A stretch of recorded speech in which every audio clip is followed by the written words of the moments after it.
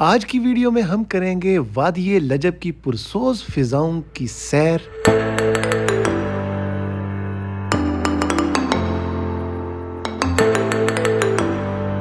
हम आपको दिखाएंगे वादिये लजब के ताज़ा पानियों के नज़ारे।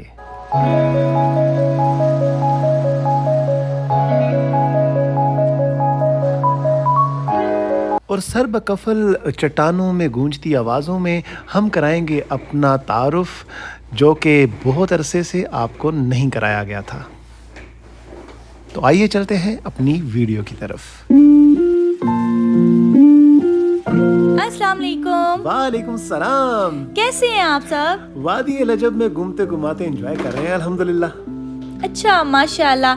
तो आप लोगों में से बहुत से लोगों ने हमें कमेंट सेक्शन में पूछा हुआ था कि आप लोग कहाँ से हैं, अपना इंट्रोडक्शन भी दें। तो आज हम वादिये लजब में घूमते घुमाते अपना इंट्रोडक्शन देंगे आप लोगों को। मेरा नाम उरूज फातिमा नकाश अनवर है और मैं क्लास प्रेप में पढ़ती हूँ। और मैं जी अरूज फातिमा नकाश अनवर का नकाश अनवर हूँ जी। और हम लोग सऊदी अरेबिया में रहते हैं। असल में हम लोग हैं पाकिस्तानी और रहते यहाँ पे हैं। हमारे दो बहुत प्यारे प्यारे से बच्चे हैं। हमारी बड़ी बेटी है, उसका नाम मजीना है, और जो छोटा बेटा है उसका नाम अवाद है।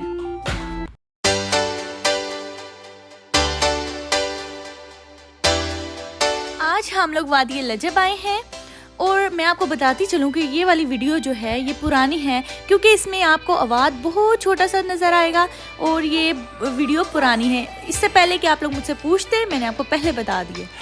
और इससे कोई फ़र्क नहीं पड़ता कि वीडियो पुरानी है या नहीं है। वादिये लजब तभी खूबसूरत थी और आज भी शानदार है। बिल्कुल, माशाल्लाह। बहुत खूबसूरत थी ये। अभी आप इसकी सैर करेंगे ना तो आप सबको भी बहुत मज़ा आएगा। आपको पता है कि वादिये लजब को किस चीज़ के साथ एसोसिएट किया जाता है? नहीं तो मुझे नहीं पता, बताएं आप। लैला मजनू के साथ। कहते हैं कि मजनू का जो इलाका था वो वादिये लजब का था। वो अच्छा? यहाँ से गया था। हाँ। मजनू पाकिस्तानी नहीं था? और जो अरब न्यूज़ है उसने भी इसके बारे में आर्टिकल लिखा था और उन्होंने कहा था कि ये जो मजनू है वो इस एरिया से आया था।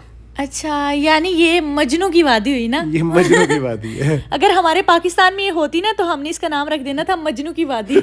वादी मजनू।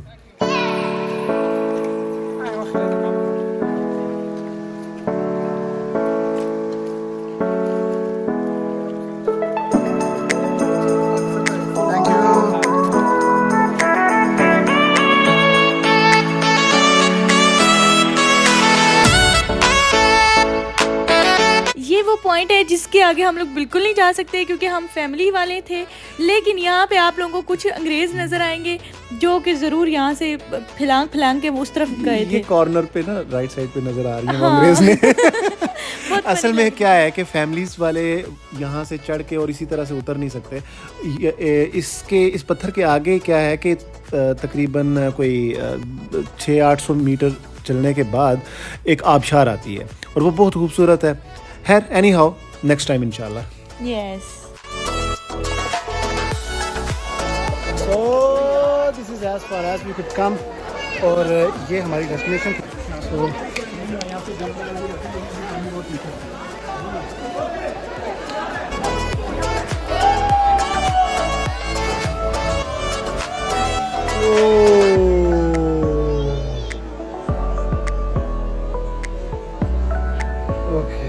और ये है हमारा सबसे छोटा एडवेंचरर, क्या कह सकते हैं इसको। और ये यहाँ पे बैठ के भी केले खा रहा है। हालांकि ये केले ये बंदा मंकीज़ के लिए लेके आया था और बैठ के खुद खा रहा है। आबाद बिल्कुल जी, कोई लिफ्ट नहीं है क्योंकि केला खाया जा रहा है। जब केला खा रहे हो तो हम किसी को लिफ्ट नहीं करते। मैं, मेरा केला और मेरी तन्हाई।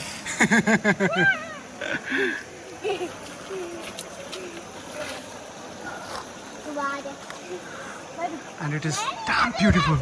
सुभान अल्लाह, सुभान अल्लाह, सुभान अल्लाह। और मैं चकरा रहा हूँ। वो